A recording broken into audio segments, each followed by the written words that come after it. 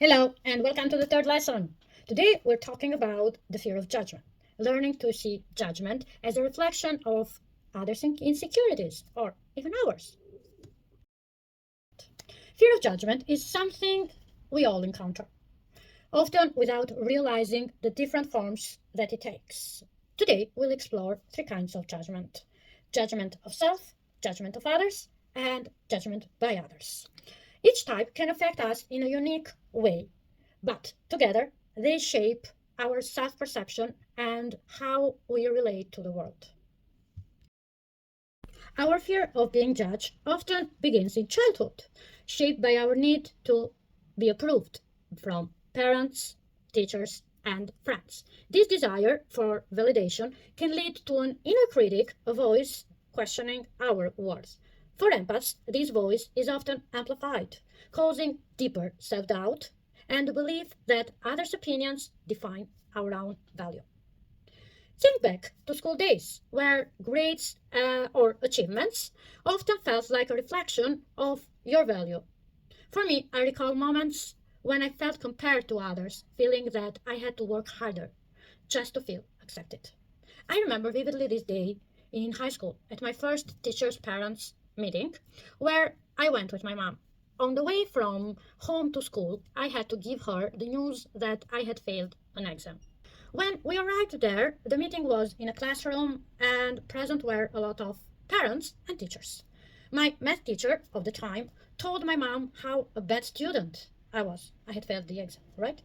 And then the same teacher saw another parent coming toward us and she started to praise their daughter as she was a gift from heaven to herself, to the school, and to all the community.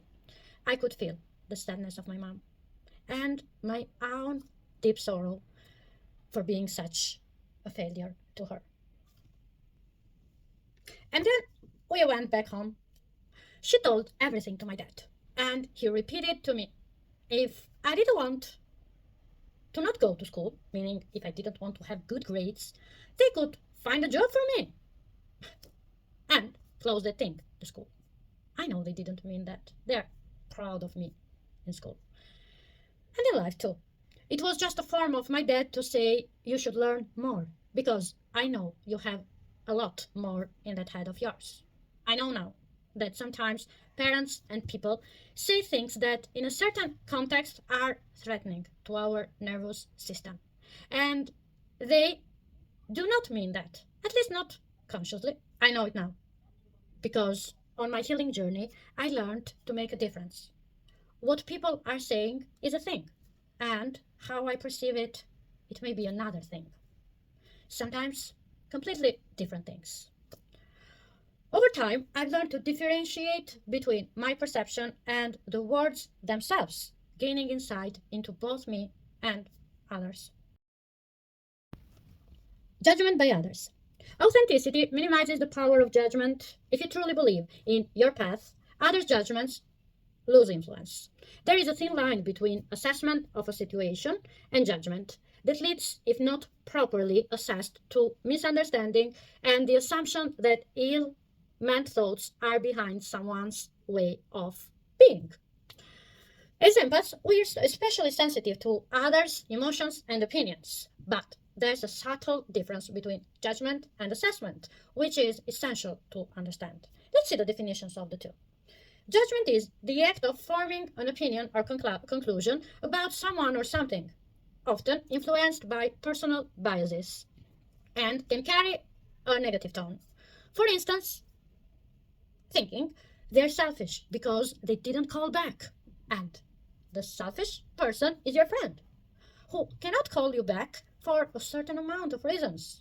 And assessment is evaluating a situation objectively, aiming to understand or learn. For example, noticing that they haven't called back. Maybe they're busy. They will eventually call in a second moment, but I needed them right now for my own deadline.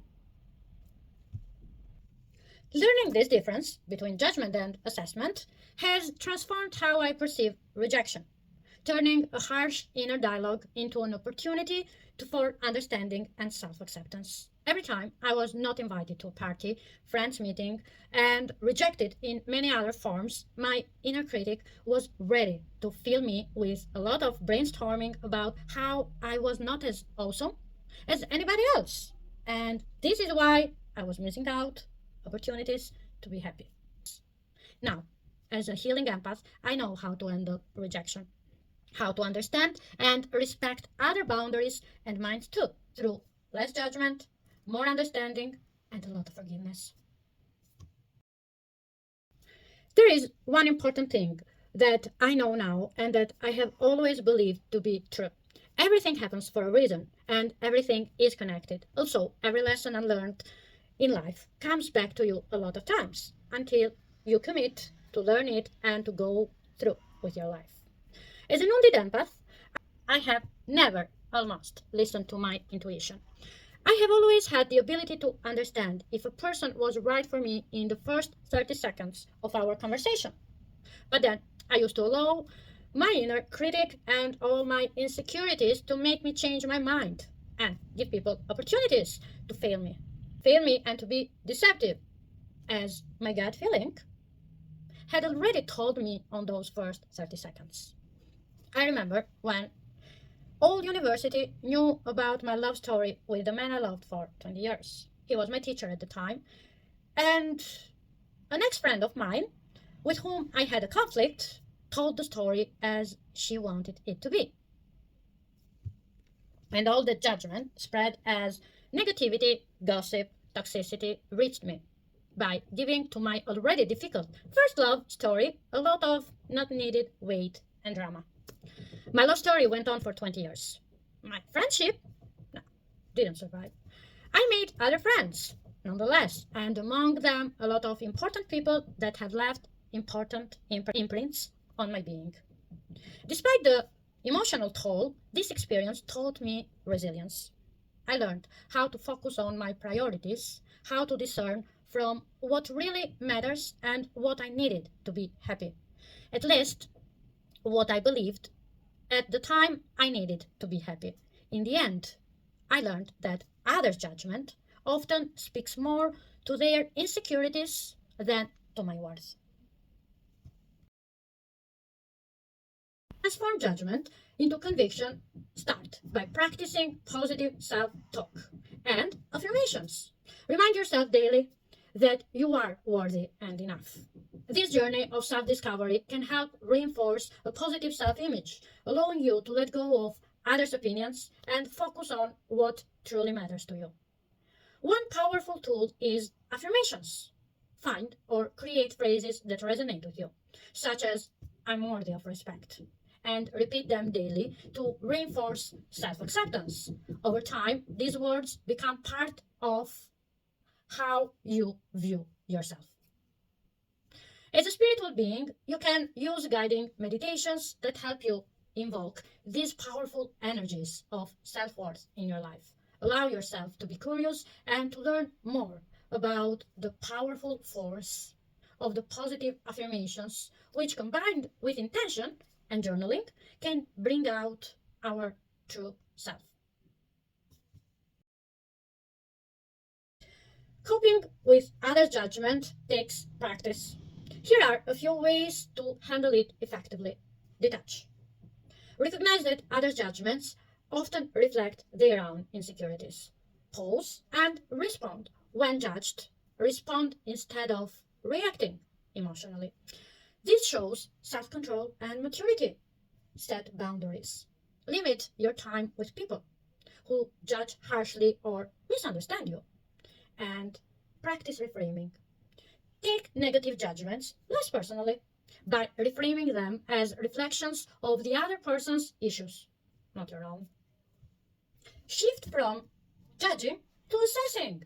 Shifting from judgment to assessment is about curiosity and empathy. Instead of making quick judgments, try to understand other sections. For instance, if a friend doesn't show up at an event, instead of assuming they don't care, consider other reasons they might have to not be there, like unexpected responsibilities or stress.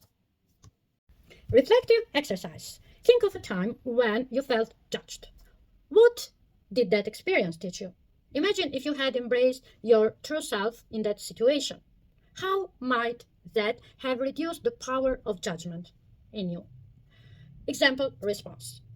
One time I felt judged when mindfulness exercise that helps you to bring awareness in your own judgment.